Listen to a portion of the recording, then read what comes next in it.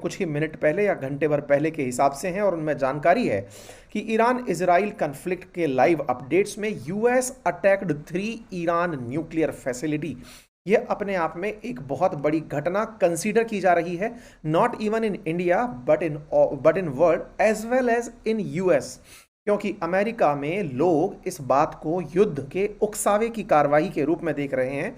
कहा जाए तो ट्रंप के जो अपोजिशन लीडर्स हैं या अपोजिशन के जो नेता हैं वो भी अपनी प्रतिक्रियाएं देने लगे हैं, जो संभवतया ट्रंप का जो पहले का डर था वो धीरे धीरे बाहर आने लगा है। खैर, इन सब पर चलते हैं, लेकिन सबसे पहले ये अपडेट देखें जिसमें लिखा है, we have completed our very successful attack on 3 nuclear sites in Iran including Fordow, Natanz and Isfahan. इन 3 साइट्स पर हमने हमला कर दिया है। हमारे प्लेन्स पूरी तरह से ईरान के एयर स्पेस में जाकर के बाहर आ चुके हैं। हमने फुल पेलोड्स ऑफ बॉम्ब जो हैं वो ड्रॉप किए। प्राइमरी साइट फोर्दो के अंदर सभी प्लेन सुरक्षित हैं, सभी अपने घर की तरफ हैं। सभी अमेरिकन वॉरियर्स को बधाई हो। There is not another military in the world that could have done this. हमने वो कर दिया है जो दुनिया की कोई और सेना कर नहीं सकती थी। तो आज के सेशन में आप जानेंगे वो कौन सा बॉम्बर है, कौन सा बॉम्ब है, कौन सी फैसिलिटी है जिसको अमेरिका एज ए जीत कंसीडर कर रहा है, और क्या ईरान इसके बाद टूट जाएगा या पलट कर वार करेगा। अपडेट्स देते रहेंगे। फिलहाल के लिए बाजार को जो सबसे ज़्यादा डर है, जिसके बारे में मैंने कल भी हर दिन आपसे ये सेशन में कहा कि यदि ईरान इजराइल युद्ध भड़कता है तो स्ट्रेट ऑफ हॉर्मुज प्रभावित हो सकती है, और स्ट्रेट ऑफ हॉर्मुज का प्रभावित होना पर्शियन गल्फ से हो रहे ट्रेड को रोक सकता है। भारत जैसी इकोनॉमी या चाइना जैसी इकोनॉमी जो तेल इंपोर्ट पर आधारित हैं, दुनिया में तेल के भाव बढ़ा सकती हैं, और तेल के भाव की आज की स्पेकुलेशंस हैं कि ये $120 तक प्रति बैरल टच कर सकता है, जो कि $70 प्रति बैरल के अराउंड फिलहाल दिनों में ट्रेड कर रहा था। अंदाजा है कि यदि ये कार्रवाई बदले की कार्रवाई में बदली, ईरान ने अगर कोई भी प्रतिक्रिया मिडिल ईस्ट में क्रिएट की, तो इससे बहुत ज़्यादा दिक्कतें बाजार को खड़ी हो सकती हैं। खैर, इसके प्लस और माइनस सभी चर्चा के विषय होंगे। अपडेट्स के लिए आगे बढ़ते हैं, और अपडेट में फिर से चर्चा है ईरान की, और ईरान के अंदर अब देखना है कि किस तरह से लीडरशिप रिएक्ट करती है। लेकिन उससे बड़ा एक साथ साथ जानकारी मैं यहाँ पर आपको देना जरूरी समझ रहा हूँ, और वो ये है, हमारे भी जो बुक के ऑफर हैं या फिर कोर्सेज के ऑफर हैं वो आज समाप्त हो रहे हैं। आज मध्य रात्रि आप हमारी बुक्स जिस पर 50% ऑफ है प्री बुकिंग पर, उन्हें आप बुक कर सकते हैं। साथ में जो पे आप कर रहे हैं उसे QR कोड से स्कैन करने के बाद हमारे कोर्सेज में गेट बैक कर सकते हैं। हमारे फंडामेंटल ऑफ स्टॉक मार्केट और फंडामेंटल ऑफ म्यूचुअल फंड के कोर्सेज में अंकित 500 कूपन कोड का आज आखिरी दिन है, आप इसे यूज करें, और किसी प्रकार की दिक्कत आई तो टीम से संपर्क करें। चलिए साथियों, आपको याद होगा कि हमने आपके साथ शुक्रवार को एक सेशन में ये कहा था कि ट्रंप ने हाल ही में 2 वीक का टाइम मांग लिया है। हमने जानकारी दी थी कि ट्रंप ने अचानक इजराइल को आगे भेजकर खुद पीछे हटने का निर्णय लिया है। आपको ध्यान होगा ये घटना 20 तारीख ही है। आज हम 22 तारीख को सेशन आपके साथ फिर से साझा कर रहे हैं। चर्चा थी कि क्या इजराइल को अकेला छोड़ दिया है ट्रंप ने। साथियों, इन 2 दिनों में जो ट्रंप के साथ बीता है वो शायद ट्रंप ही कभी अपनी आत्मकथा लिखेंगे तो बता पाएंगे। लोगों ने इन्हें मीम मटेरियल बना लिया। लोगों ने अमेरिका में इनकी कमाई पूरी इमेज को पूरी तरह खत्म करने का प्रयास किया। मैंने पहले भी आपको अपने सेशंस में ये जानकारी दी है कि ये आदमी पैसा रखता है, पावर रखता है, प्रसिद्धि की भूख इसे बहुत ज़्यादा तंग किए जा रही है, और ये नोबेल पीस पुरस्कार की चाहत इसको ये शो कर रही थी कि हाँ, शायद मैं इस कारण से ही सही, मजाक में ही सही, चर्चा में तो रहूंगा। लेकिन ये चर्चा इसके लिए अपोजिट हो गई। जिस तरह से ऑफिशियल स्पोक पर्सन ने निकलकर ये कह दिया था कि प्रेसिडेंट ट्रंप का संदेश है कि 2 हफ्ते तक हमें इंतजार करना होगा, और 2 हफ्ते के इंतजार में ईरान के साथ ऑलरेडी 6 बार हमारे नेगोशिएशन हो चुके हैं, और इन नेगोशिएशंस को और जगह दी जाने की आवश्यकता है। दुनिया में इजराइल के साथ साथ अमेरिका के जितने अन्य मित्र राष्ट्र थे, उन्हें अमेरिका का ये दोगलापन जिस तरह खुलकर सामने आया, ये ना केवल पसंद आया बल्कि अमेरिका विरोधी रवैया बाजार में तैरने लगा।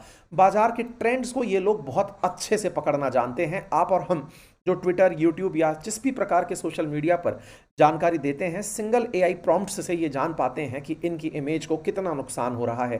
बस यही निर्णय था कि इन्होंने 2 दिन के अंदर अपने आप को फिर से पलटा दिया, और पलटा करके जानकारी देने के लिए बाहर आए और कहा कि हमने ईरान के 3 परमाणु ठिकानों पर हमला कर दिया है, जिसमें फोर्डो, नतांज और इस्फहान शामिल हैं।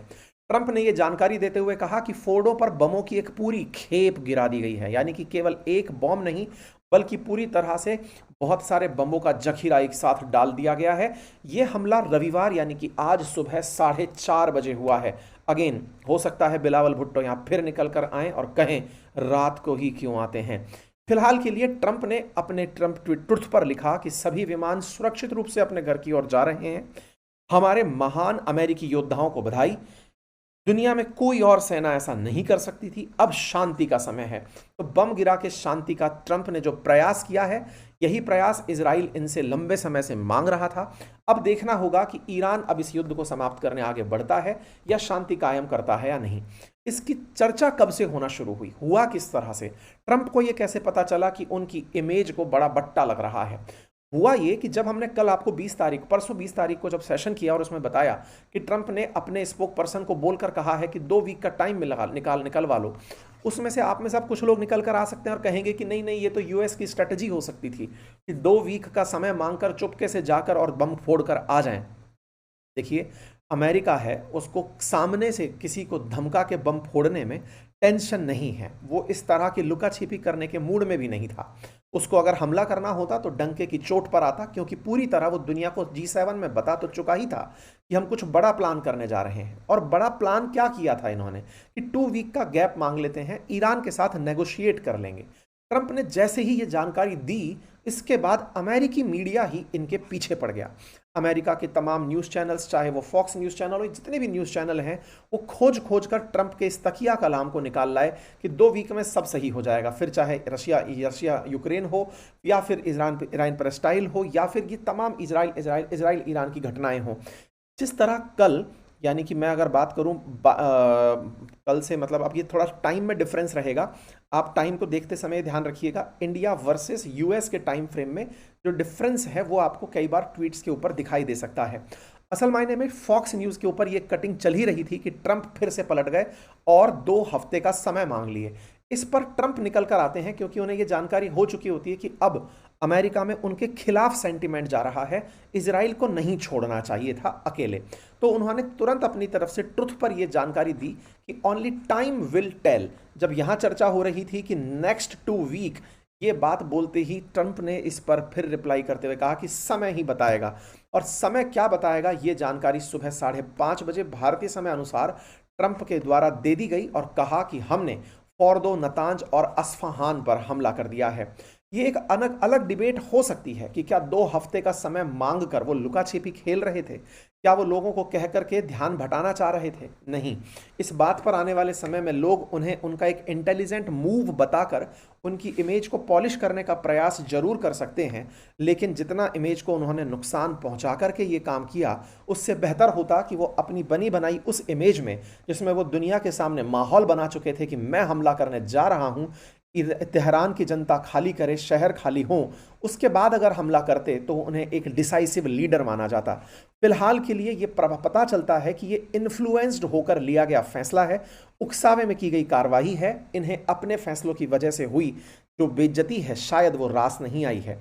फिलहाल के लिए हम चर्चा करते हैं कि इन्होंने कहाँ हमला किया, फोर्दो कहाँ है, नतांज क्या है, सारी जानकारी देता हूं, क्योंकि फिलहाल के लिए व्हाइट हाउस ने भी इसी ट्रुथ के ट्वीट को, मतलब इसी ट्रुथ के जो सूचना है, इसको ट्वीट पर साझा करते हुए लिखा है कि हमारे बॉम्ब्स ने जाकर के तहलका मचाया है। आप तमाम अमेरिकी मीडिया में खबरें देख सकते हैं कि US enter war with Iran, यानी कि अब अमेरिका ईरान के साथ युद्ध में एंट्री कर चुका है। आप ध्यान रखिएगा कि आज से 2 दिन पहले तक बार बार ये याद दिला रहा था अमेरिका खुद बोल बोल करके कि हम युद्ध में नहीं हैं, हम युद्ध में नहीं हैं, हमें युद्ध में ना माना जाए।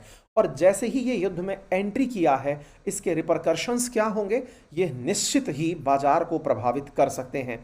फिलहाल के लिए ये जो आप पंखे से बने देख रहे हैं, ये न्यूक्लियर फैसिलिटीज हैं ईरान की, और इन न्यूक्लियर फैसिलिटीज में से 3 न्यूक्लियर फैसिलिटीज का पहला पार्ट है Fordow new fuel enrichment plan. असल मायने में यहां पर यूरेनियम को एनरिच किया जाता है। नतांज ईरान का दूसरा बड़ा, नतांज के बाद, क्योंकि नतांज इनका सबसे बड़ा न्यूक्लियर एनरिचमेंट प्लान है जो तेहरान के पास ही स्थित है।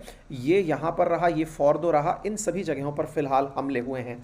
अगर आप देखें तो नतांज के बाद दूसरा जो सबसे इंपॉर्टेंट जगह है वो फोर्दो है। ये धरती के 295 फीट गहराई में है। अगर आपको ध्यान हो तो इजराइल हमास के संघर्ष में जब गाजा पट्टी पर इजराइल गोले चला रहा था तो हमास खत्म क्यों नहीं हुआ, तो उसका आंसर था कि हमास ने गाजा के भीतर टनल्स बनाकर, सुरंग बनाकर के पूरा शहर बसाया हुआ है। बिल्कुल ऐसे ही ईरान ने भी इन सारी जगहों पर जहां पर दुनिया को पता है कि यूरेनियम एनरिच हो रहा है, उसके जमीन के अंदर 90-90 मीटर की गहराई में खुदाई करके अपनी टनल्स के अंदर ये काम चला रखा था। दुनिया के लिए दिक्कत ये थी कि यहाँ पर बॉम्ब भी गिरा दिया जाए तो इन फैसिलिटीज़ को नुकसान नहीं पहुँचता था, क्योंकि इतनी गहराई पर नुकसान पहुँचाने की काबिलियत बम्बों में नहीं थी। इसी के लिए आवश्यकता थी कुछ ऐसे बॉम्ब्स की जो इतने हार्ड हिट करें कि वो जमीन को 90 मीटर तक खोदते हुए चले जाएं। इस तरह समझिए कि ये समर्सिबल जो हमने ड्रिलिंग होती है, पानी जब जमीन के अंदर अपन खोदकर मशीनों से निकालते हैं, तो एक बॉम्ब इतना तीव्रता से अगर जमीन पर गिरे कि वो गिरते हुए ड्रिल करते करते अंदर जाए और वहां जाकर ब्लास्ट हो, ऐसे बमों की जरूरत थी जो गिरे भी और गिराने वाले फाइटर जेट को भी टारगेट ना हो और वो बॉम्ब अंदर जाकर नुकसान पहुंचा पाए। तो ऐसे में ईरान की पहाड़ी के अंदर इस तरह से इन्होंने गहराई में ये फॉर्दो एनरिचमेंट प्लांट बनाया हुआ था। ये इनके परमाणु ऊर्जा सेंटर, जो इनका राष्ट्रीय परमाणु ऊर्जा सेंटर है, उसके कंट्रोल में था और हवाई हमलों से इसे किसी प्रकार का नुकसान नहीं हो सकता था, ऐसा माना जाता था। कारण बड़ा साफ था, क्योंकि हवाई हमले असल मायने में जिस जगह को तबाह कर सकते थे वो जगह धरती के ऊपर हो सकती थी, पहाड़ों के बीच में छुपकर। जिस तरह अलकायदा ने अफगानिस्तान में अपने लिए सेफ प्लेसेस बनाए हुए थे, ईरान ने कुछ वैसा ही किया हुआ था। इसको नुकसान पहुंचाने की जो क्षमता थी वो अमेरिका के बंकर बस्टर बॉम्ब में थी, जो कि B-2 स्टेल्थ विमान द्वारा ही चलाया जा सकता था। अमेरिका को बार बार इजराइल बुला ही इस विमान के लिए रहा था कि आप आएं और इस बंकर बस्टर बॉम्ब से इस जगह को टारगेट करें। ऐसे ही नतांज एटॉमिक फैसिलिटी की अगर मैं आपके साथ बात करता हूं तो नतांज के साथ भी कुछ ऐसा ही था। यहां पर 9 परमाणु बम बनाए जा सकने लायक जितना मटेरियल यहाँ पर उपलब्ध था। और ऐसे में इतने सारे मटेरियल को, जो फिजाइल मटेरियल एक साथ एक जगह पर उपलब्ध था, इसको यूज़ करने के लिए अमेरिका और ईरान एक दूसरे के प्रति आश्वस्त थे कि हम हमला नहीं करेंगे। फिलहाल के लिए नतांज में भी 9 परमाणु बम बनाने लायक जितना यूरेनियम है, ये 250 किलोमीटर दक्षिण में है। अब आपके दिमाग में एक प्रश्न आ सकता है कि जब इतना यूरेनियम है तो क्या धरती के नीचे बॉम्ब फटने से क्या वो यूरेनियम का ही ब्लास्ट नहीं हो जाएगा? क्या ये नहीं कहा जा सकता कि ईरान के इन क्षेत्रों में ही न्यूक्लियर ब्लास्ट हो गया है? तो देखिए, यहाँ पर एक तर्क दिया जा सकता है और वो ये है कि भारत ने भी जब परमाणु परीक्षण किए थे तो पोखरण के अंदर बड़ी जमीन के अंदर बहुत गहराई से खुदे गड्ढों में किए थे, ताकि उन गड्ढों के अंदर हुए ब्लास्ट से रेडिएशंस सरफेस पर ना आए। रेडिएशन सरफेस पर ना आए, इसीलिए न्यूक्लियर टेस्ट जमीन के गहराई में किए जाते हैं। ऐसे में अगर इन फैसिलिटीज़ पर वॉर हुआ है और इसके चलते रेडिएशन लीक का खतरा भी है, तो वो जमीन की गहराई में है, संभवतः वो महसूस ना हो, ऐसा हम कह सकते हैं। लेकिन अगर ये बात सच है कि यहाँ पर 9 परमाणु बम के बराबर यूरेनियम था, तो ये कैलकुलेशन शायद मिस इंटरप्रेटेड हो और ये कोई बड़ा हादसा हो सकता है, क्योंकि भारत ने परमाणु परीक्षण में पूरे बम को नहीं, उसके अंश को परीक्षित किया था। यहाँ पर तो पूरा मामला ही गजब हो सकता है। देखना होगा इस बात की सत्यता क्या है। फिलहाल के लिए नतांज में एडवांस सेंट्रीफ्यूज जो लगे हुए हैं, जहाँ पर यूरेनियम 235 को एनरिच करने के लिए सफाई की जाती है, ये सबसे बड़ा दुनिया के लिए खतरा माना जाता था। ऐसे ही इस्फान परमाणु टेक्नोलॉजी सेंटर, जिसमें कच्चे यूरेनियम को गैस में बदला जाता था, इस पर भी फाइटर जेट से हमला हुआ है। यहाँ पर बम गिराए गए हैं। इजराइल ने 13 जून को यहाँ पर 3 ड्रोन से हमला किया था। अब ऐसे में बड़ा सवाल यह है कि इस घटना के बाद ईरान में क्या चल रहा है। आज सुबह सुबह के ईरान के अपडेट्स में यह माना जा रहा है कि mister president, you begin this, we will end this. यानी ईरान अब अमेरिका के खिलाफ उग्र हो रहा है, अमेरिका के ठिकानों को या अमेरिका को टारगेट बनाने पर विचार कर रहा है। इसके साथ साथ ही ट्रंप, ये नेतन्याहू निकल कर आते हैं और आते ही ये धन्यवाद देते हैं ट्रंप को और कहते हैं कि धन्यवाद प्रेसिडेंट ट्रंप, आप हमारे साथ आए, आपने साथ में ताकत के साथ आकर शांति की स्थापना करने का जो काम किया है उसके लिए धन्यवाद दे दिया है। ट्रंप की अपडेट्स अब पूरी तरह से दुनिया पे छाए हुए हैं। ट्रंप ने बाकायदा आकर के अनाउंस किया। अब जैसे आप ये देखेंगे तो रैपिड रेस्पॉन्स में ये सुबह का दिख रहा है और यहाँ लिखा हुआ है कि मैं नेशन को 10 बजे संबोधित करूंगा। तो असल मायने में इस समय अमेरिका में रात चल रही है और अमेरिका में संबोधित किया जा चुका है। तो ट्रंप आते हैं और अमेरिका को संबोधित भी कर चुके हैं और वो कह चुके हैं कि हमने आज हमला कर दिया है और ये हमारी मिलिट्री की सक्सेस है, हमने न्यूक्लियर एनरिचमेंट फैसिलिटीज को पूरी तरह से ऑब्लिटरेटेड कर दिया है। ऐसे ही ये अपने साथ में 3 न्यूक्लियर फैसिलिटीज के बारे में बताते हैं कि जो हमारे ऑब्जेक्टिव्स थे डिस्ट्रक्शन करने के ईरान की न्यूक्लियर एनरिचमेंट कैपेसिटी को, वो हमने आज पूरी तरह से अचीव कर लिया है। इस बात को बोलते समय ये अपनी बात को महानता के सामने रखते हैं और कहते हैं, a stop to the nuclear threat posed by the world's #1 state sponsor of terror. Tonight I can report to the world that the strikes were a spectacular military success. ये अपनी तरह से ये बोलते हुए कि भैया हमने बहुत तगड़ा काम कर दिया है। कई बार से हमें ईरान धमका रहा था, इजराइल और अमेरिका को, हमने उसकी धमकी को बाईपास कर दिया है और अब आगे करने जा रहे हैं, हमने उस पर हमला कर दिया है। ये बात इन्होंने अपनी तरफ से नेशन को संबोधित करते हुए कही। अब सवाल है कि जिस मशीन की ट्रंप तारीफ कर रहे हैं कि हमारी मशीनों ने कमाल कर दिया, वो मशीनें थी कौन सी? असल में ये थी वो मशीन। असल में इसका नाम B-2 बॉम्बर था। यूएस का एक B-2 बॉम्बर नामक फाइटर जेट है। असल में कल रात को ही इसकी अपडेट आने लगी थी। ये उड़ना शुरू हो चुका था और ये निकला था अमेरिकी बेस से। न्यूज़ में आना कवरेज रात को ही हो गया था शुरू, कल ही, कि ये उड़ करके चला गया है। यूएस की मीडिया रिपोर्ट्स में आ रहा था कि ये बंकर बस्टर बॉम्ब है, बंकर बस्टर बॉम्ब को गिराने वाला B-2 बॉम्बर है। ये बॉम्ब गिराने वाला फाइटर जेट जो है, ये अमेरिका की सबसे बड़ी ताकत माना जाता है। कहा जाता है कि ये स्टेल्थ टेक्नोलॉजी की रीड है, इसे आप ट्रैक ही नहीं कर सकते। यानी कि ये बताकर आए कि मैं बॉम्ब गिराने आ रहा हूं, तो भी आप इसे टारगेट नहीं कर पाएंगे। मतलब रडार क्रॉस सेक्शन इसका 0.001 वर्ग मीटर है। मतलब आप पकड़ ही नहीं पाएंगे। रडार की जो रेंज, मतलब 1 किलोमीटर की चीज़ को ये 0.001 जाकर रिपीट होने देता है। मतलब ये बहुत ज़्यादा सुरक्षित माना जाता है, इसको ट्रैक नहीं किया जा सकता। ट्रैक के साथ साथ इसके अंदर जो सबसे इंपॉर्टेंट चीज़ है वो है इसके द्वारा गिराए जाने वाले बंकर बमों की संख्या। ये पूरी की पूरे परिवार को ही, मतलब बमों के परिवार को ही गिराता है। एक साथ इतने सारे बॉम्ब्स को ये फायर करता है और ये मल्टीपल बॉम्ब फायर करता है। ये लोकेशन या सरफेस पर जाकर नहीं फटते, ये जीपीएस लगे हुए बॉम्ब होते हैं जो टारगेट पर जाते हैं और ड्रिल करके अंदर एंट्री करते हैं, पेनिट्रेट कर कर घुसते हैं। ये टारगेट के अंदर 60-60 मीटर तक अंदर जाकर फटने वाले बॉम्ब को चलाने की काबिलियत रखते हैं। इस तरह से बंकर बस्टर बम, जिसे जीबीयू यानी कि गाइडेड बम यूनिट को भी कहा जाता है, ये जीपीएस लगे हुए बम हैं जिनका वजन 30,000 पाउंड के आसपास है। ये मतलब ये जो पूरी की पूरी बम्स हैं, ये इस तरह से देखें, शुरुआत में 1985 में जो बना था वो लगभग 2 मीटर तक अंदर जाता था। जीबीयू 28 6 मीटर अंदर तक जाता था और ये जो मैसिव ऑर्डिनेंस पेनिट्रेटर है ये 60 मीटर तक अंदर हिट करता था। अब आप इससे अंदाजा लगाइए कि ताज़ा ताज़ा बना ये बॉम्ब है, मतलब ज़्यादा पुराना नहीं है दुनिया के लिए। इस बॉम्ब से ऑपरेशन किया गया है ये अंदर गहराई तक घुस करके। तो अभी हम कह भी रहे थे कि 90 मीटर की गहराई के अंदर इन्होंने अपने वो बना रखे हैं, बंकर बना रखे हैं। इतना दूर अगर जाकर बम फटे हैं तो निश्चित ही कुछ तो नुकसान पहुंचाया होगा। तो अमेरिका के इन बॉम्ब्स की चर्चा है, इस बॉम्बर की चर्चा है और इस चर्चा के चलते ये बात की जा रही है कि अगर इन्होंने हमले किए हैं तो निश्चित ही रिजल्ट के ये बहुत नज़दीक होंगे। देखना होगा ईरान इस पर अब क्या प्रतिक्रिया देता है। चर्चा तो ईरान में ये चल रही है कि ईरान के लोगों ने पहले ही इन फैसिलिटीज़ को खाली कर दिया था ताकि इसको टारगेट ना बनाया जा सके, लेकिन ये बड़ा फेक लगता है क्योंकि टारगेट को अगर आप खाली करके कहीं और लेकर जाएंगे तो और ज़्यादा वनरेबल होंगे। इतनी बड़ी फैसिलिटीज़ रातों रात खाली नहीं होती। नंबर दूसरा, अगर ये जगह दूसरी चेंज भी होती हैं तो और ज़्यादा एक्सपोज हो जाती हैं और वहाँ पर दिखने लगेंगी, क्योंकि गहराई को रातों रात नहीं खोदा जा सकता। बट एनीवे, ईरान भी इतने दिनों से अगर 40 साल से धमका रहा है तो कुछ तो उसने भी रास्ते अपने तैयार किए ही होंगे।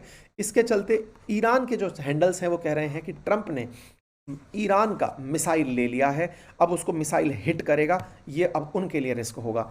इस तरह से ईरान के अंदर हैंडल्स जो काफ़ी ज़्यादा मतलब सर्कुलेटेड हैं वो लिख रहे हैं कि रीजनल वॉर हैज़ स्टार्टेड, क्षेत्रीय युद्ध शुरू हो चुका है। Now the war has begun for us and for US, आप इसको ऐसे समझ सकते हैं। ईरान के हैंडल्स अब इसे पूरी तरह से मान रहे हैं। इस बात को कितना गहराई से आप समझें, इसके लिए आप एंटोनियो गुटेरेस की चिंता को देख सकते हैं। जो यूएन के चीफ हैं वो कह रहे हैं, I am gravely alarmed by the use of forces by the United States against Iran today. This is a dangerous escalation in a region already on the edge and direct threat to the international peace and security. There is a growing risk that this conflict could rapidly get out of control with catastrophic consequences for civilian, the region and world। मतलब ये खुद समझ रहे हैं कि ये बात कितनी खतरनाक है जो हो चुकी है। रूबियो के द्वारा इसका माहौल तो पहले से बनाया जा रहा था, लेकिन अब चिंता जिस बात की है वो ये है कि दुनिया में अगर यहाँ से आगे युद्ध भड़कता है तो ऑयल प्राइसेस का क्या होगा। ब्रेंट के क्रूड के प्राइसेस में ऑलरेडी तेजी देखा जाना शुरू हो चुकी है। आज भारत का बाजार इस घटना को कैसे लेता है देखना होगा, प्लस अगर ईरान का प्रतिक्रिया होती है तो कैसे लेगा। ये दोनों ही आज भारत के बाजार पर देखने वाली घटनाएं होंगी। एक्सपेक्टेशंस लगाई जा रही हैं कि क्रूड का भाव बहुत तेज चढ़ के ऊपर तक जा सकता है, जहां 159 लीटर यानी कि प्रति बैरल का भाव अभी $70 या $73 प्रति बैरल चल रहा है, वो $120 तक भी जा सकता है। ये स्पेक्यूलेशंस हैं बड़ी बड़ी एजेंसीज के, जैसे जेपी मॉर्गन, सिटी, डॉशे, इन सब का मानना है कि ऐसी घटनाएं हो सकती हैं। साथियों, नज़र आप इस पर बनाए रखिए कि क्या यहाँ पर कोई भी गोलाबारी हुई है तो ये बाजार के लिए एक बड़ा संदेश होगा। खैर, भारत ने भी निश्चित ही कोई ना कोई अल्टरनेटिव इसका डेवलप कर ही लिया होगा, क्योंकि वर्ष 1980 से 88 के बीच में जब गल्फ वॉर हुई थी तब ऑलरेडी हम 1990 और 91 के आसपास मंदी के वर्ज पर पहुंच गए थे। देखना होगा कि क्या भारत ने उस दिन से अब तक कोई सबक भी लिया है या नहीं, यह आने वाले समय पर पता चलेगा। लेकिन हाँ, स्टे ट्यून्ड एंड अलर्ट, यही बस मैं आपसे कहना चाहूँगा, क्योंकि अमेरिका के अंदर आप लोगों के लिए, अमेरिका के अंदर बाइडेन की जो पार्टी यानी डेमोक्रेट्स हैं, वो तो ये तक कह रहे हैं कि ट्रंप के लिए इम्पीचमेंट कॉल कर दो। ट्रंप ने एक तरह से वो काम कर दिया है जो जबरन दुनिया को युद्ध में धकेल दिया है। इस तरह से अब अमेरिका में ट्रंप के खिलाफ सेंटीमेंट बन रहे हैं।